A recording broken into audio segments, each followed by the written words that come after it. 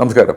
നമുക്കൊക്കെ എങ്ങനെ ഒരു 10 കോടി ഉണ്ടാക്കിയെടുക്കുക എന്നുള്ളത് പല ആൾക്കാർക്കുള്ളൊരു ചോദ്യമാണ്. ഇപ്പോൾ യങ്സ്റ്റേഴ്സിനൊക്കെ ഇപ്പോൾ അവർക്കൊക്കെ ചിലപ്പോൾ കരിയറൊക്കെ തുടങ്ങി 21ാമത്തെ വയസ്സിലായിരിക്കും. അവർക്കൊരു 30 വർഷമൊക്കെ ഈസി ആയിരുന്നു. എന്ന് വെച്ചാൽ 51ാമത്തെ വയസ്സിൽ നമുക്കൊരു 10 കോടി എത്തിക്കണം എന്നുണ്ടെങ്കിൽ ഇപ്പോഴേ നമുക്ക് ഇൻവെസ്റ്റ് ചെയ്തിട്ട് ചെയ്യാവുന്നതാണ്. ഒരു 10,000 രൂപ വെച്ചിട്ട് മാസം ഇൻവെസ്റ്റ് ചെയ്യാന്ന് പറയുന്നത്. ഇപ്പോൾ പല യങ്സ്റ്റേഴ്സിനും 21 വയസ്സിലൊക്കെ ശമ്പളം കിട്ടുന്നത് 30,000 രൂപയ്ക്കാണ്. അതിൽ നിന്ന് ഒരു 10,000 രൂപ SIP തുടങ്ങാൻ പറഞ്ഞാൽ ഈസി ആയിട്ട് പറ്റും.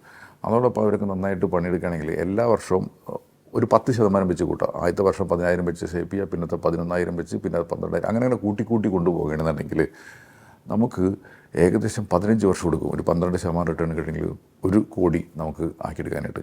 ഇനി അടുത്ത 5 വർഷത്തിൽ ഈ 1 കോടി എന്നുള്ളത് 21 വർഷമാകുമ്പോഴേക്കും അത് ഏകദേശം 1 കോടി എന്നുള്ളത് 2 കോടിയായിട്ട് വളരും.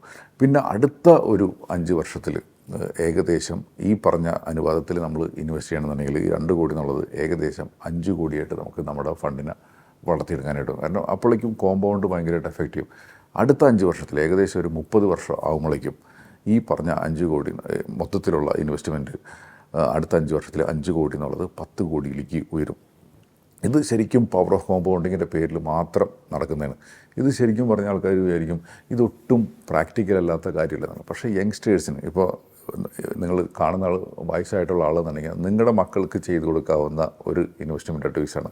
ഇനിയല്ല യങ്സ്റ്റേഴ്സ് ആണെന്നുണ്ടെങ്കിൽ ഈസി ആയിട്ട് ഈ പറഞ്ഞ ഒരു 30 വർഷത്തെ ഒരു ട്രാക്ക് ഉണ്ടെന്നുണ്ടെങ്കിൽ ഒരു 10,000 രൂപ വെച്ച് ഇൻവെസ്റ്റ് ചെയ്യും. അതിൽ സ്റ്റെപ്പായിട്ട് എല്ലാ വർഷവും 10% വെച്ച് കൂട്ടണമെങ്കിൽ നമുക്ക് എല്ലാവർക്കും ഈ 10 കോടി എന്ന് പറഞ്ഞ ഒരു ഗോള് ഈസി ആയിട്ട് എത്തിയെടുക്കാൻ പറ്റും.